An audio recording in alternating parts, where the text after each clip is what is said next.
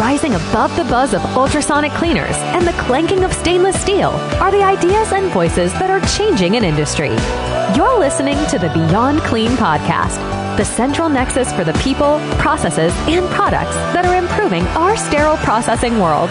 Each week, we speak with frontline technicians, CEOs, engineers, and entrepreneurs with a common goal to help you bite dirty. Every instrument, every time. Whether you are tuning in for education or inspiration, we're glad you did. Now turn on those washers and turn up the volume. It's time to go beyond clean.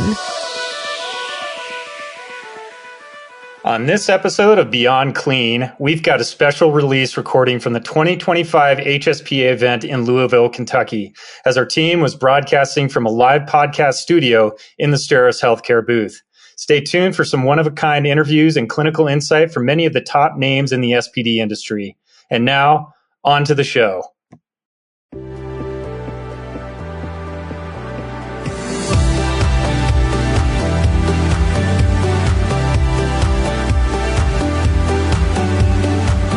All right, good afternoon, everyone, and welcome to a special live recording of the Beyond Clean podcast here in the Sterile booth live at HSPA. My name is Bobby Parker. I'll be your host for this session, and joining me today for this discussion is Madeline Lamont, the Director of Corporate Project Development, to join us in the conversation with a background in project design, and Don Pfeiffer, the Director of Integration at Regent Surgical, with a background in the clinical setting as an RN and doing infection prevention. The topic of our conversation today is ASC Answers, Scaling Reprocessing Excellence Amidst Complexity.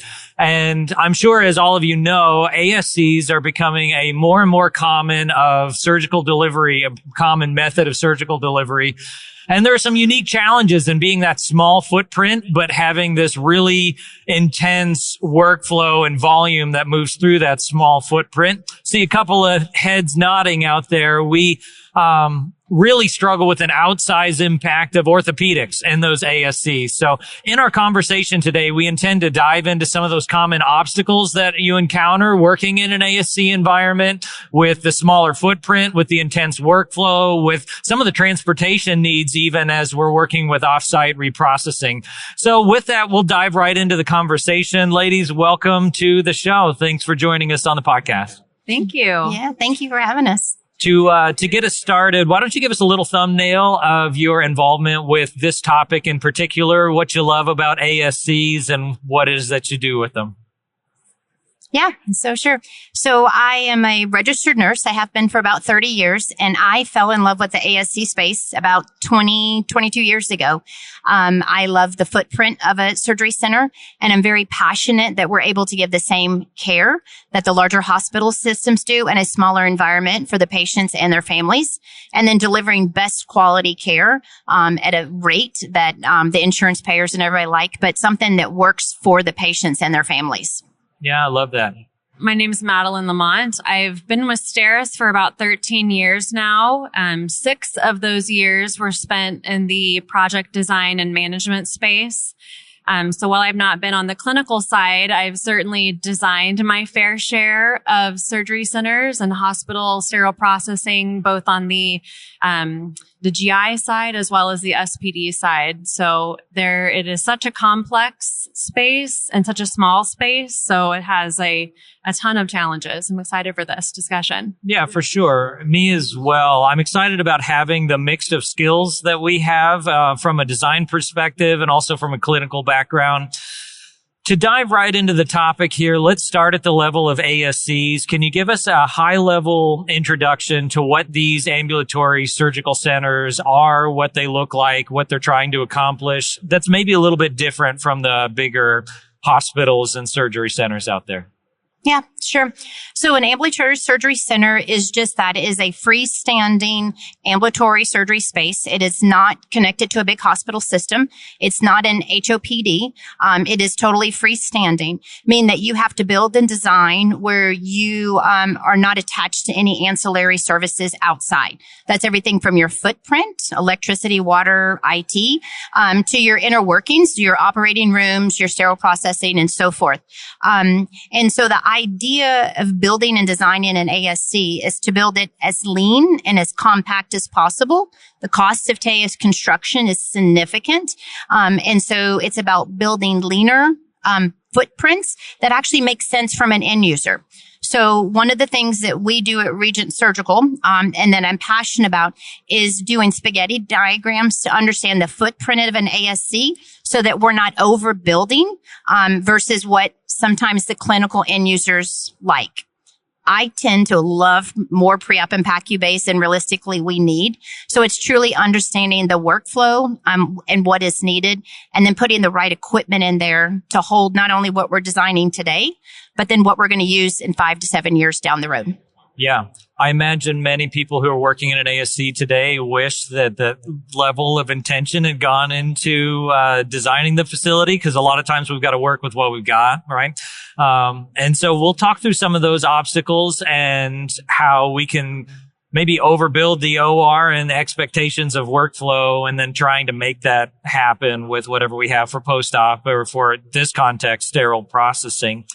At the outset of our conversation here, could you color in maybe what are some of those common obstacles that the reprocessing department in an ASC often faces?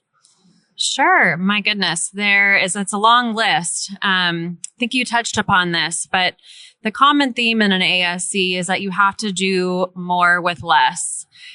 Your space isn't as big as a hospital sterile processing department. A lot of times you're having to serve, a number of service lines with maybe one staff member, and you have a very short amount of time to do that in. So, gosh, it's a very long list of challenges. So the physical space, just the amount of space you have to move around to do the job effectively and efficiently, is a huge challenge. I think staff retention and training is another big challenge, especially today, the post-COVID era. I don't think made anything easier on ASC leadership.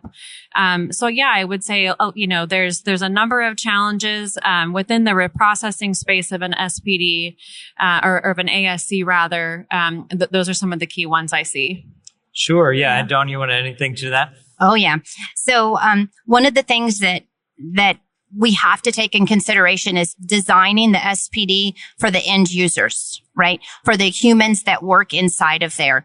Everything from which way the door swings when the nurses or the scrub techs are bringing in the dirty instruments, making sure that they're bringing them in pre-soaked, washed, sprayed, whatever the case, at the point of use. And that means understanding that door width is big enough. So I really take the time to understand and work directly with SPD staff, as consultants, as friends. I try to visit as many centers that are not mine as possible, so that simple little things. If the door opens to the right or to the left, where's the sink place? Where are we putting the air gun, right? I have some architects, and I'm not picking on the architects because I do love them, but I have some architects that put all the air on the side where we're initially washing all this stuff. And I'm thinking, that's not where we need it. We need it way over here, right? And then they don't think about where the hoses have to stretch to. So we really do spend time methodically going through. And then the thought process is you're washing, and then where's your sonic cleaner, right? So are we dripping water if we're having to go right to left? What does that body mechanics look like, right?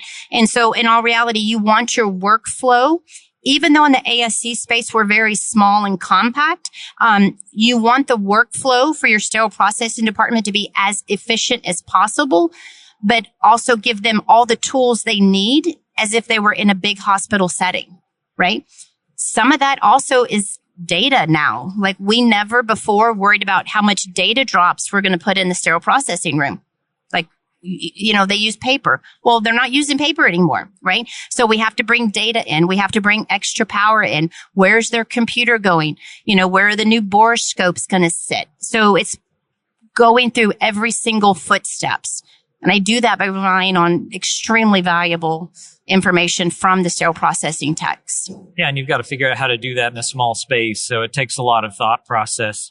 I want to start, as we've kind of outlined what some of those obstacles look like, I want to start with some of the ones that you had mentioned, Madeline, in the staffing piece of it, because I want to address workflow as well and equipment planning and all of those things. But one of the unique challenges about ASCs is having such a really small team. If somebody goes out for a couple of weeks because of the pandemic or vacation or sick, it creates real staffing problems, real education and knowledge problems for the people who are maybe stepping in to help.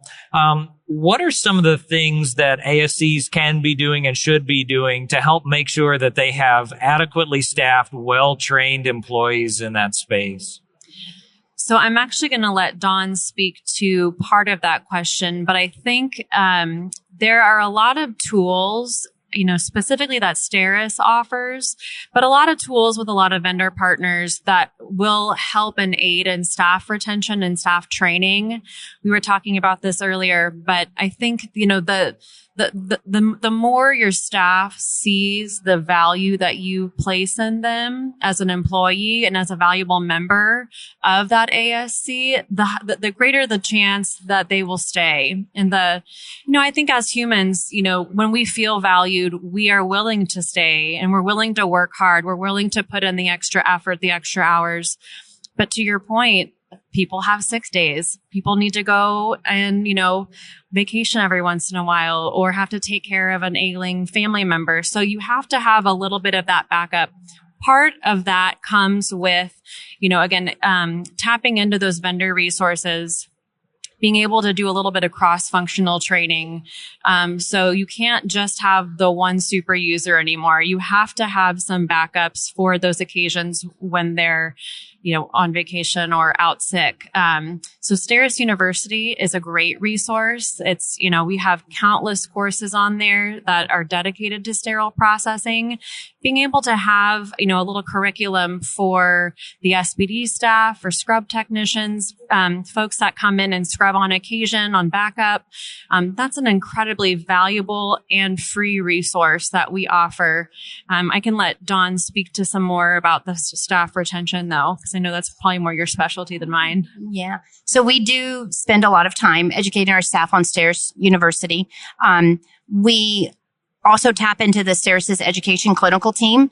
So if we're bringing in a new line of service, let's say GI, we make sure that when we're onboarding the staff, sure they get all the education videos. They do the videos on Steris University and other competencies, but having that education specialist from the vendors there to actually work with the end users is critically important. Now, in order to retain staff and keep the staff, you have to value the staff. So it's understanding their workflow.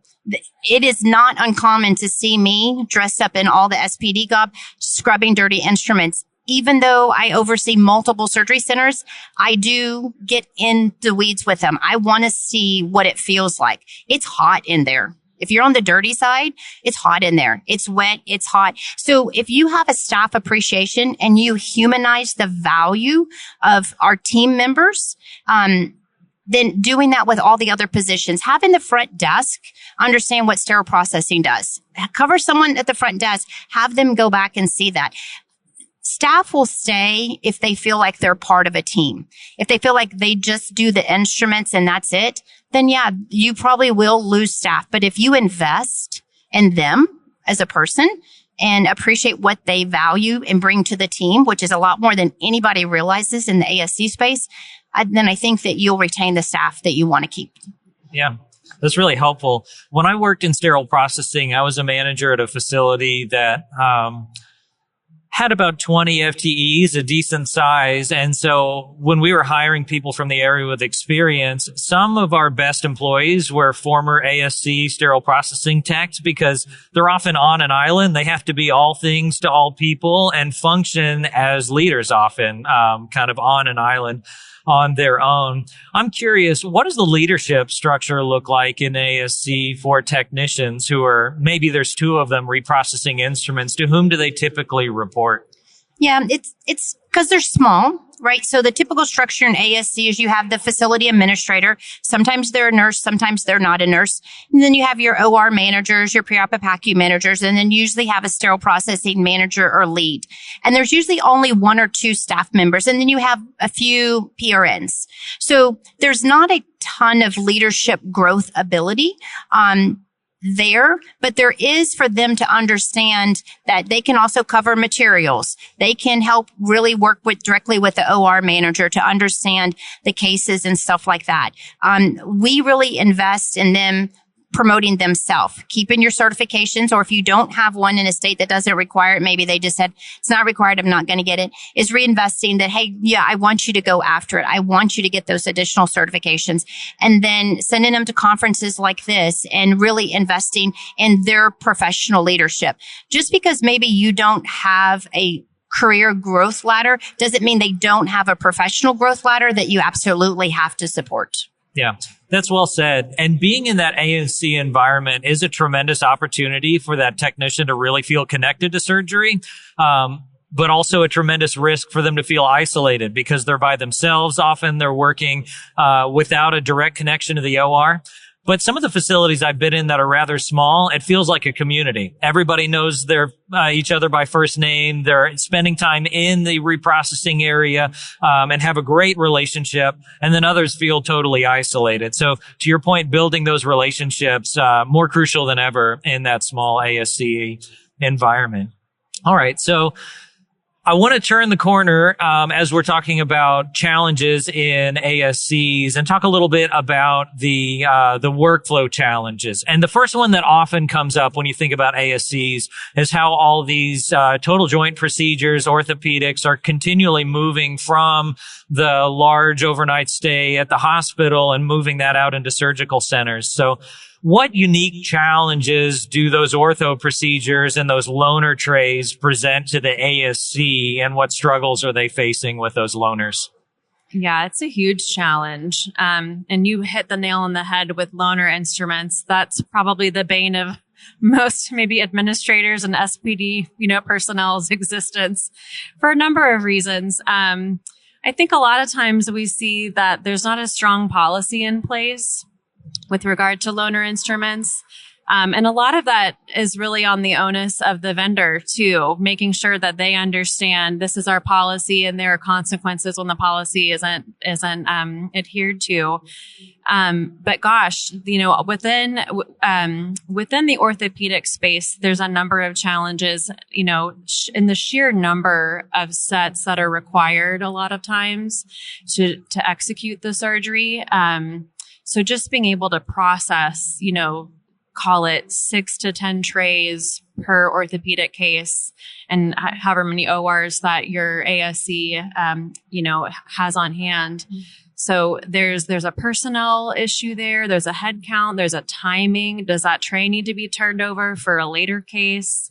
Has the vendor dropped that tray off early enough to fully reprocess it, wash it, sterilize it, prep it for the case? So I think there's a unique issue or opportunity to address those problems within that highly lucrative area. But then I think there's also some equipment solutions. So here at STERIS, we try to look at the holistic picture of equipment solutions. We have solutions that will really outfit an ASC perfectly, that are a little sized down, that, you don't necessarily need to process, the massive volume that a lot of these larger hospitals have. But we also have solutions that are cross-functional. So maybe it, could fit in an ASC space as well as a larger sterile processing. I'll give you an example. We have a massive ultrasonic portfolio And it can be very cross-functional. It can, it can ultrasonic instruments, being able to meet those IFUs for just kind of a standard ultrasonic, just that workhorse. But then it also has, certain models will have specialized, cycles on them. So if you have heavy orthopedics, it can run through a different cycle than maybe like a robotic. So I think there are ways to address that challenge. Some of the time it's through a process, through implementing a policy. And some of the times it can be more equipment focused. Yeah, that reprocessing piece is important. And I want to touch on the equipment side of it as well with ultrasonics and washers, and how do you get that capacity in such a small reprocessing place. But before we do that, I want to keep our finger on loaners, because there's so many moving parts to getting loaners in and out of the facility. I know managing an apartment myself, the challenge was getting them there ahead of time with sufficient time to reprocess them. And then afterwards, getting them out of the facility. We had this room full of just dusty loaners that I guess they had decided was going to live long term at our hospital, and you just can't afford to do that in an ASC. So I'm curious, what solutions have you seen out there to help make sure that we're getting those loaners early enough to reprocess, and particularly how do we persuade them to get out of the building afterwards? Yeah. So first off, I want to say, I think you are an ASC expert. A lot of your comments were spot on, I want to say. So, it's true. Most ASCs are not designed, older ones for sure, are not designed to have loaner tray rooms, right? Some of the new ones we're thinking about looking to see if we can get a little square footage to put loaner tray storage in. But most of our older ASCs are absolutely not designed that way. So it's 100% training your vendors to work with your schedule, right? Setting the policies and the expectations that those trays are coming in 24 or 36 hours before you need them so that you have time to reprocess them, right? And then making sure that they know that they need to pick up their tray by X time that afternoon, right? So that you don't store in the hallway where you're not supposed to, and you don't have trays everywhere or mismatches inventories and so forth. So that vendor relationship is paramount. And if we sometimes cannot get the vendors to work with us like we should, we actually lean on the doctors who actually have the bigger relationship with those vendors. And we explain to the doctor, hey, listen, I want to continue to use your vendor. However, they're never getting me the trays on time. They're causing a backlog, this, that, and the other. So really, if you spend time with your physician and explain how maybe they're not working with you the best way possible, then I do find that usually corrects some of their behavior. Yeah, that is a pressure point for sure. If the doc is bringing that up after the case with them and say, hey, SPD is saying that you're causing a lot of grief for them. Like, I like your product. I want to continue to use them, but I need you to take care of this for me. Yeah, it's a really wise bit of advice. So as we think about equipment planning and getting all those loaners through the department, are there any things that ASCs should be mindful of to help maximize their throughput without blowing out a whole bunch of extra walls and expanding the space that they certainly don't have? Yeah. So one of the things that we do, and I know it's a bit unconventional, is we don't buy a lot of basic trays. We custom build our physician trays. We spend the time, we spend the effort doing it, because what happens is, let's just pick on a total knee. If I just bought the generic trays for a total knee, I could have up to 9 trays, which means my SPD staff is going to process 9 trays when really they're going to use maybe 50% of what's there. So we spend the time to customize those trays to reduce the number of tray counts and instruments that have to be processed. That helps manage the footprint of what size SPD, especially if I'm going from maybe doing just eyes or podiatry or small ortho to now going into total joints. Because maybe I can't rip and replace all of my equipment, but I really don't know what my capacity truly is until I get down to absolutely what I have to process. And once I have a good idea of what I have to process, then I can take the time to revisit hey, do I need to adjust the footprint? Do I need to maybe look at offsite sterilization for these particular cases? Or do I need to look at expanding and going after capital, funding to expand? And can I even expand? So all of that is part of the conversation that you have to have. But it starts with really figuring out getting your tray counts down as thin as possible, knowing truly what you have to process, what you need to get rid of that maybe you're not using, that's sitting on the shelf, that's just taking up space. Yeah. I really like that answer. Rather than focusing on how do we build out our workflow to be able to manage the amount of instruments coming through, figuring out which ones we don't need. It reminds me of a study that was written by Dr. Peter Nickel. It's on the Beyond Clean website. He called it the $50 billion opportunity, billion with a B, and talked about the number of instruments that are in trays that we wash, we inspect, we repair them, we sterilize them, we distribute them, and they never get touched in the OR, right? And so this is an important conversation, not just for ASCs. We could spend the entire time talking about how to optimize trays. But before we move on, I would love to hear a little bit about how you do that successfully in an ASC. How do you go in and find out what's not being used and really start to pare those down to give some relief to the department that's reprocessing them just to have them sent back unused? Yeah. Well, my expense report unfortunately gets very long because I spend a lot of time with the physicians and I spend a lot of times with the scrub techs that are room and then the sterile processing techs. And I literally go through tray by tray. So I tell the physicians, I need time with you, right? I need to sit down with you and your first assist or scrub tech or whoever. And I say, these are all the trays that are on your preference card. What are we using? Now, I do love my physicians, but I believe about half of what they say. So then I go to their scrub techs or their first assist and say, okay, now let's do the same exercise. What are they realistically using? And then I do a third check verification. I then go to the SPD and say, okay, when Dr. XYZ's here, what are you seeing coming through? What is like it's never been touched or what is realistically that he's using?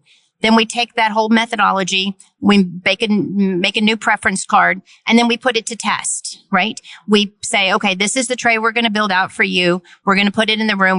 Now we're still going to have the rest of the trays available in case we have to open them. But does this work? We're going to put it through 5 or 6 surgeries of that same kind and see, did we make it right? Then we'll adjust the preference card. It's a painful process, but as you say, it's a cost savings process because I'm not going back to capital and saying, hey, I need to build out my SPD. Because what I would say, if I was the CFO of a company, is I would say, but do you really? Right? Are you sure you absolutely need to build it out? Or can we just maximize the efficiency of it?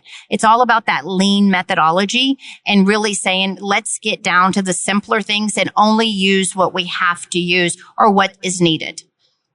I think that just speaks to, how invaluable someone like Dawn is to an organization. The ability to think out of the box, be creative, but also be willing to put the time in to such a tedious task, but that will, prove over and over through savings and through time and, even employee retention to not have to wash, all 9 of those trays if we can boil it down. So, huge kudos to Dawn and her organization for being willing to go through that whole process.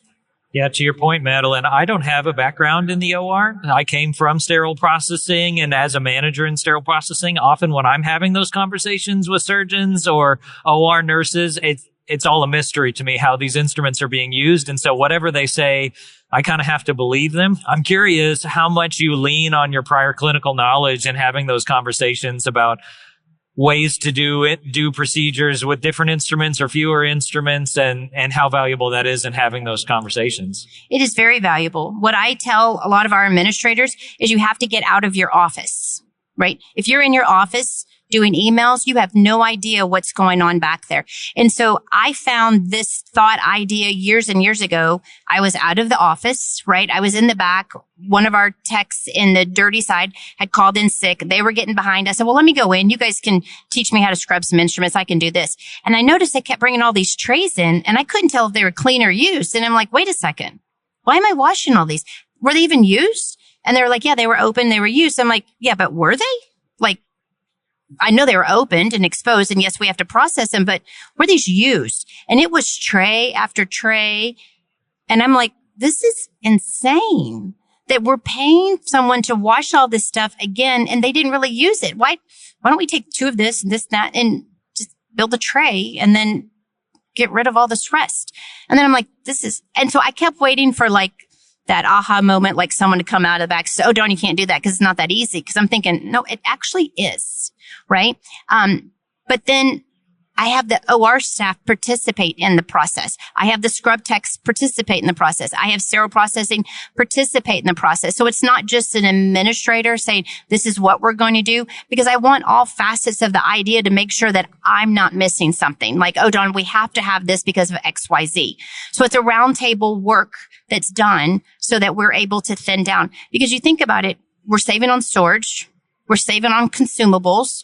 We're saving on time with the employees. Your employee retention is better because they're not having to clean all this stuff they don't need to do. And then you're not having to look at big capital expansions if we just get down to lean management. Yeah.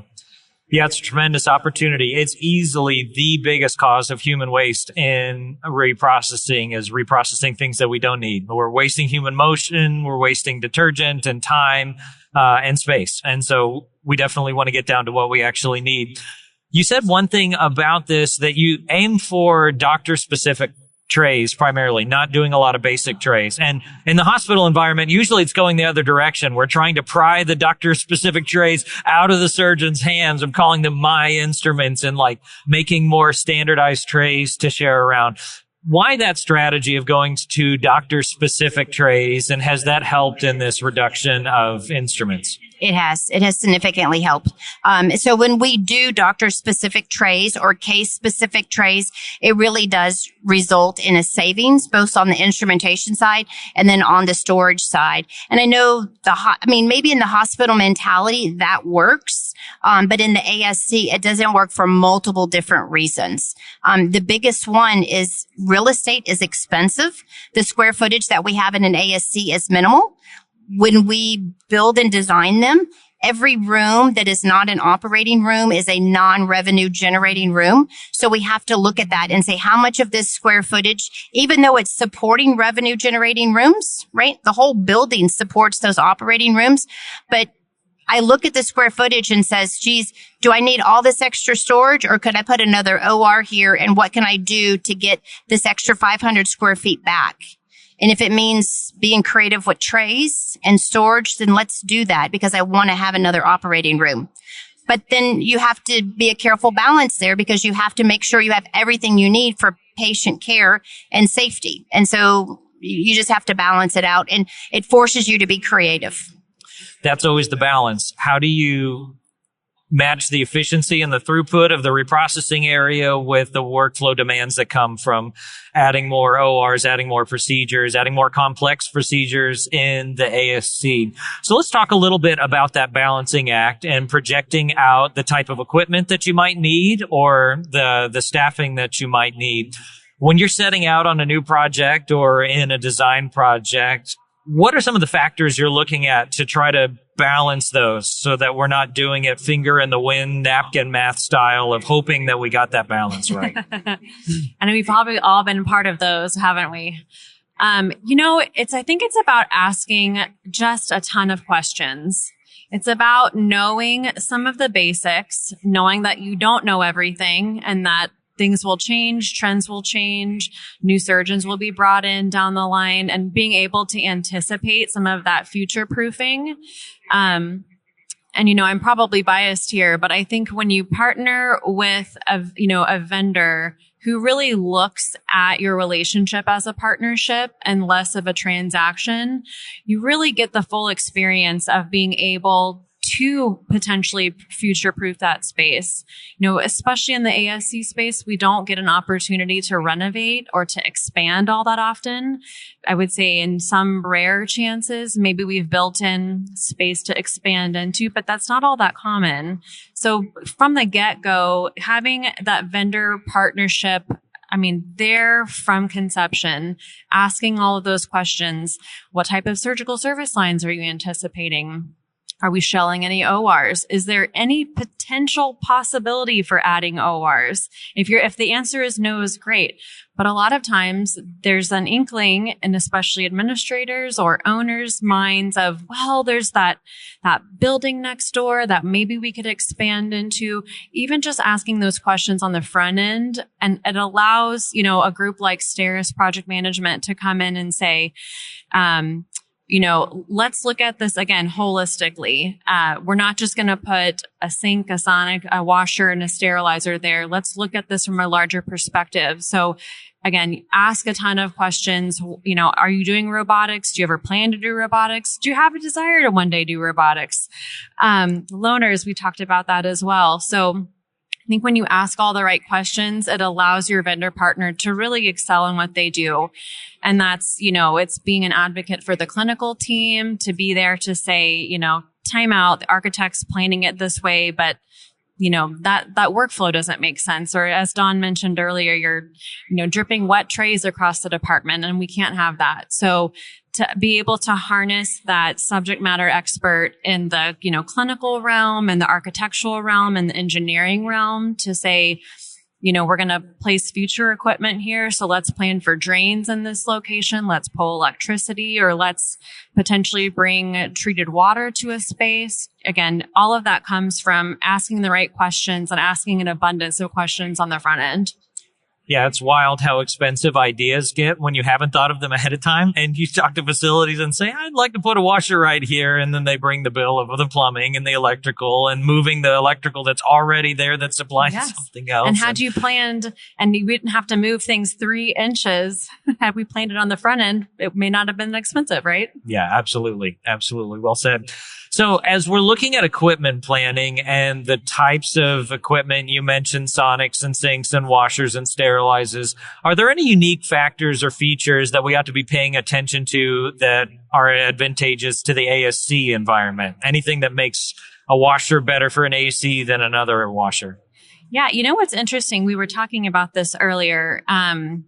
When you hear the term cart washer, very rarely, I guess historically, was it ever brought into conversation around an ASC. Right, it is. It's a pipe dream sometimes even for the hospital space, whether it's a spatial concern or a cost concern.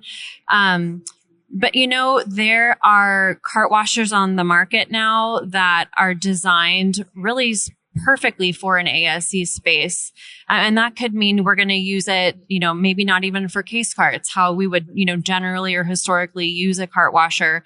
Maybe it's for containers. Maybe we're doing a lot of containers and we just don't want to overload our washer disinfectors, and we can process a bunch at once. So when you harness those, types of equipment solutions to be, again, cross-functional in a smaller space, I think that's where you win.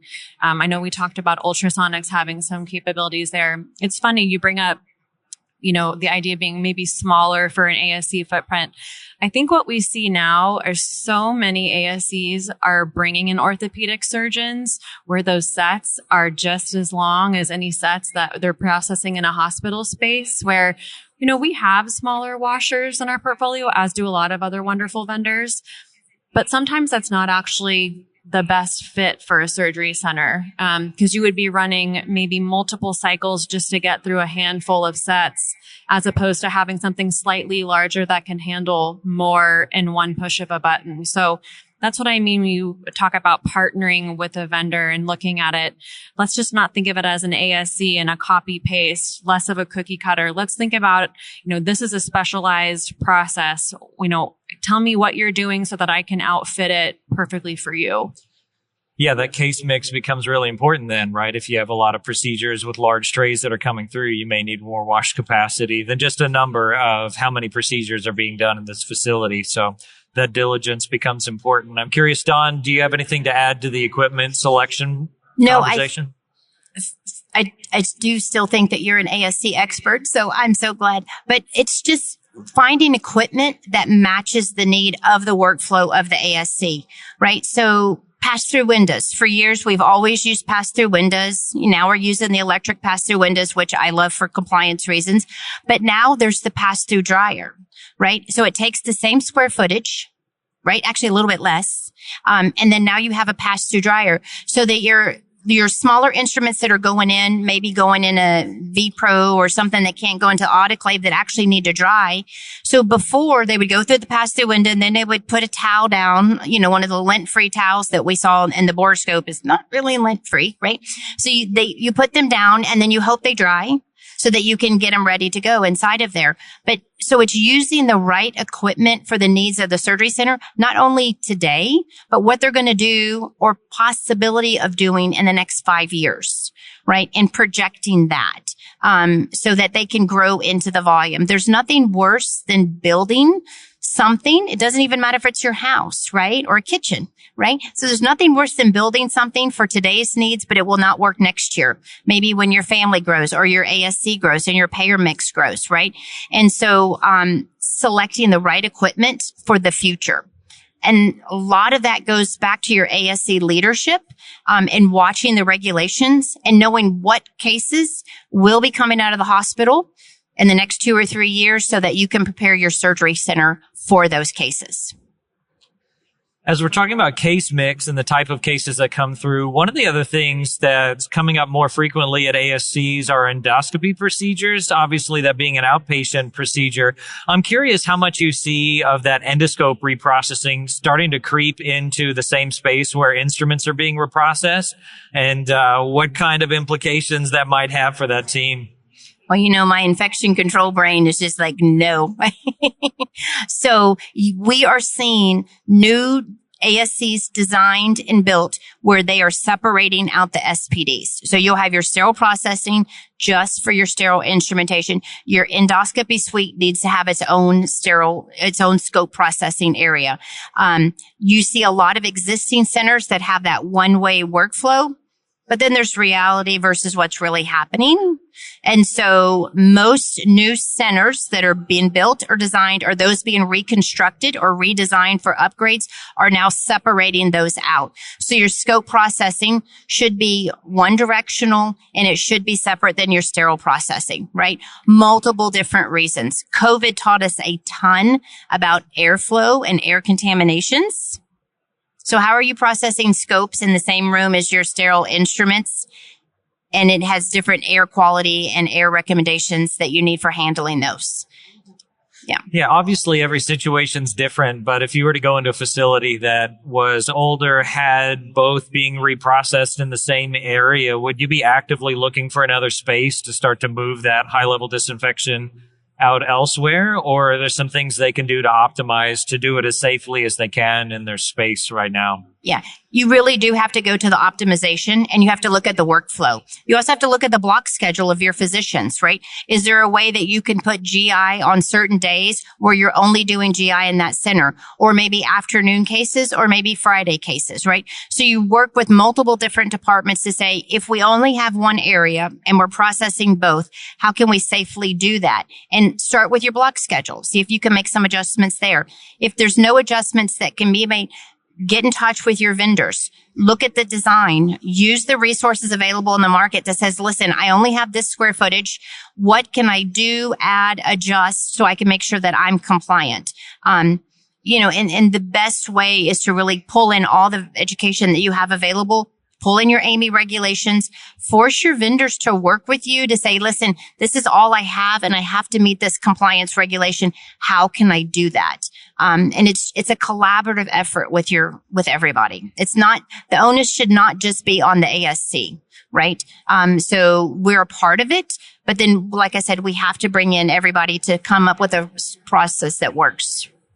Yeah, it's all about mitigating risk, right? All about mitigating risk. I mean, the goal is for improved patient outcomes regardless of what we're doing. If it's possible to do that in a singular room with everything centralized, then that's wonderful. We just have to look and maximize what she was mentioning as far as we gotta, do our very best to keep cross-contamination from happening. And it's a challenge. I think, we maybe see some more of what you're talking about in the hospital setting where there's, specific lanes for GI reprocessing as opposed to surgical reprocessing.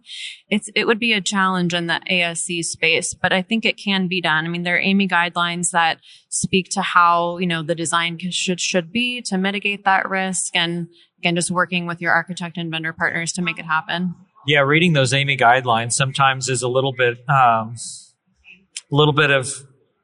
of humor. Not that it's written in a way that it's intended to be funny, but you just live with your current reality and you read how things should be and you're like, good grief, how are we going to get there? So what I do appreciate about those sections is that it does make consolation by saying what best case scenario would be. And then if you have to work in a one room flow or something like that, these are the considerations you need to make sure that you can do it safely. So that's helpful. At the outset of the conversation, when we were talking about what ASCs are, both of you made mention of wanting to provide the same level of quality of care of what you can get at the hospital in this surgical setting.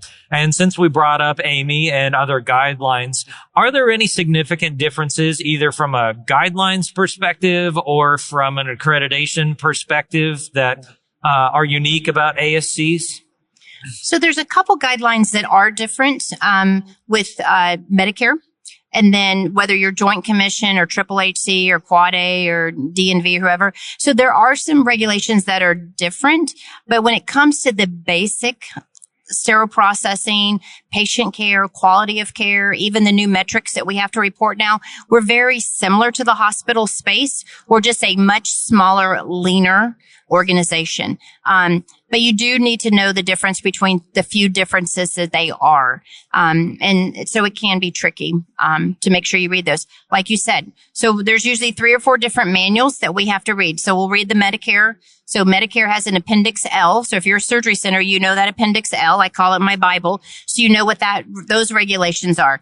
Then you have to cross-reference with whoever your accreditation organization is, right? So then you need to know what those are. And then you have to go to your recommendations from your vendors, your IFUs. What do those say? Then you have to tie that back to either AAA or Joint Commission and then tie that back to CMS, right? And then, so it's pulling all those together to say, okay, what do we realistically have to do and what does it look like?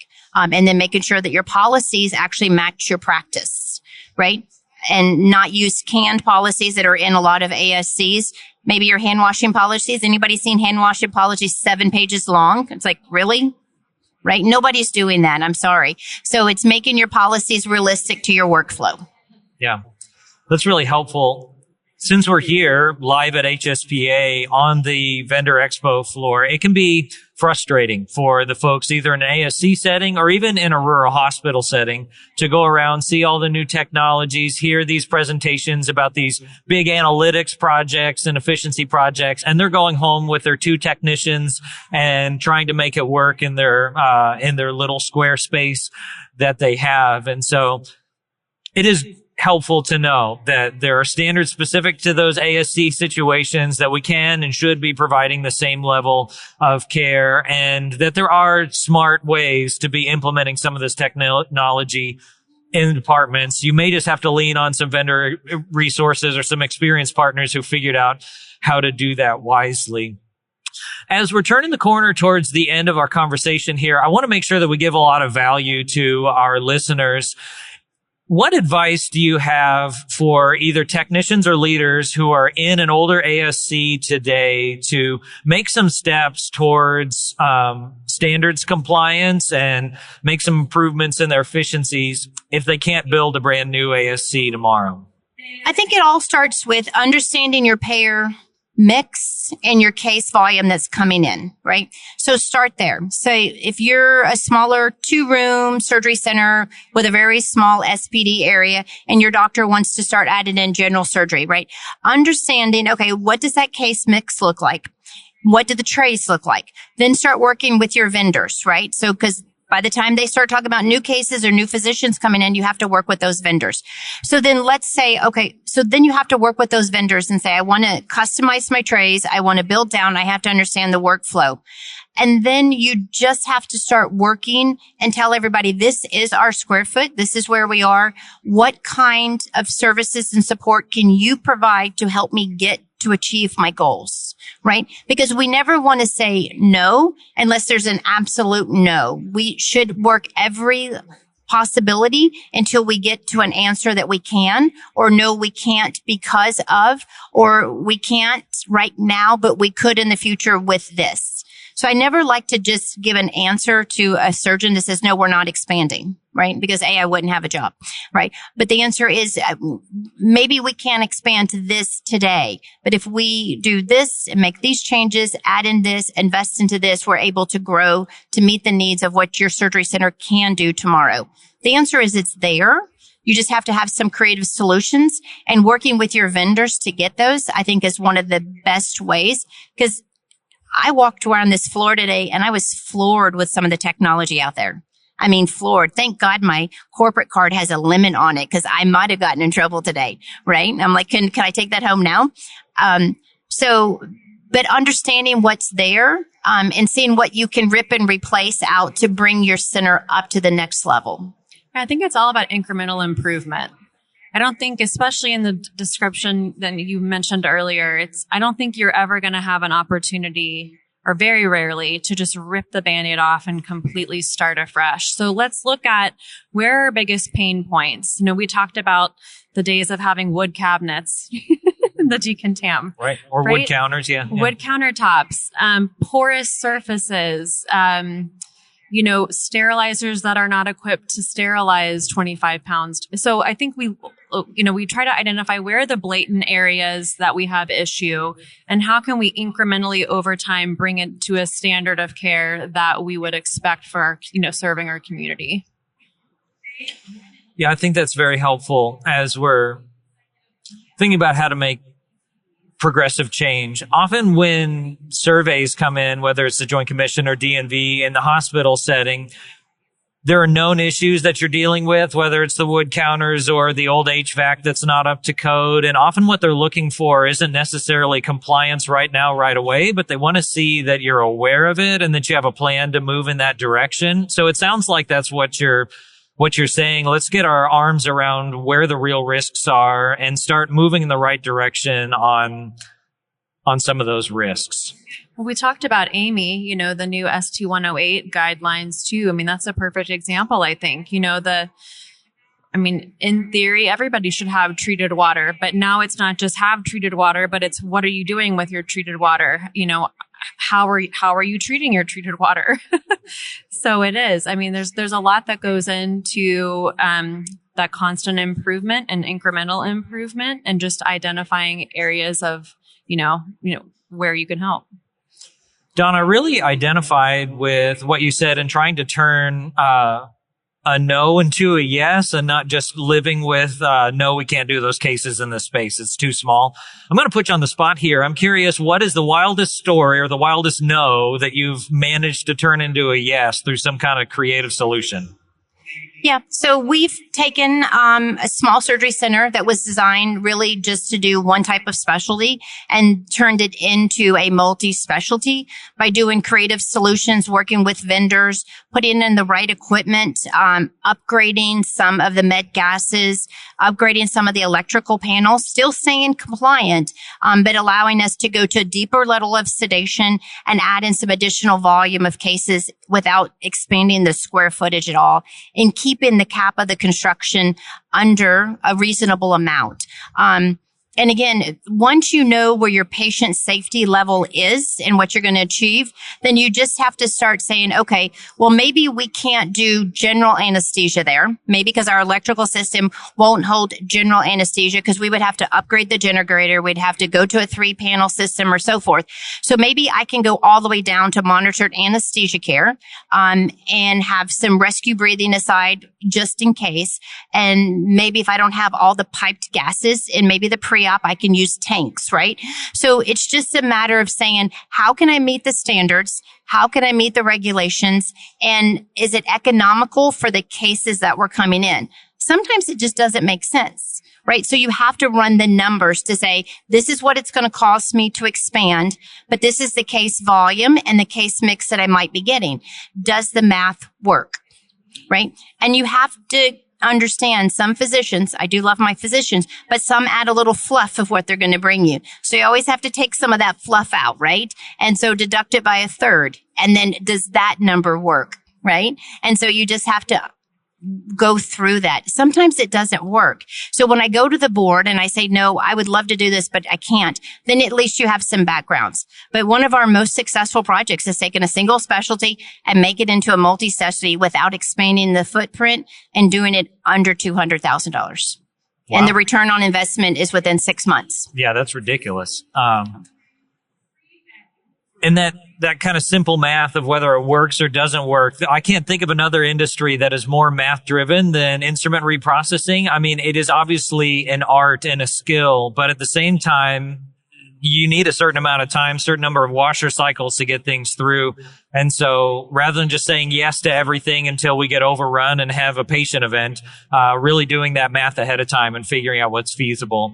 It's really important. As we move to close our conversation, I want to put on the forward-looking glasses and take a look at the future. What's coming in the future for ASC instrument reprocessing that you think is going to revolutionize the way that we support cases in the ASC?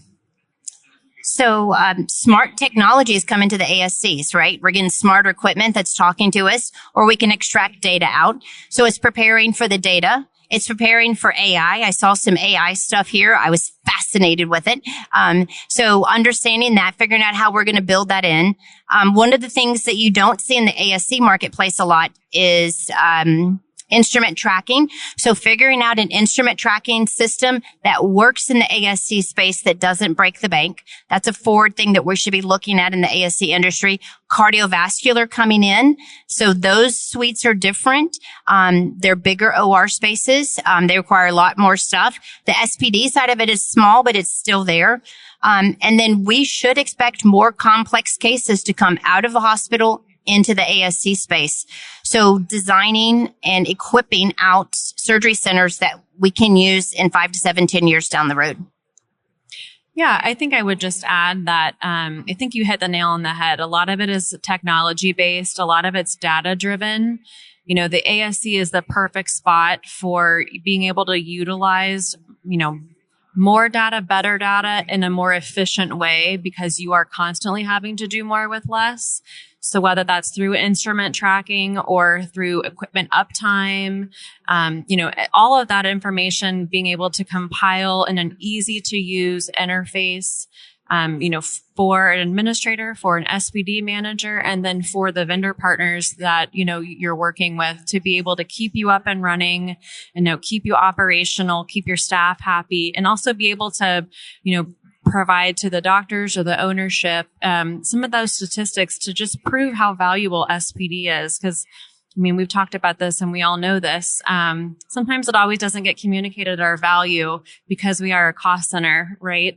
But without us, it's impossible, right, to perform surgery. So it's so important to be able to share your value. And a lot of times that means just being able to share the data to prove how valuable you are. Yeah, we all know that we're valuable, but having the language and the data to be able to demonstrate that, really important.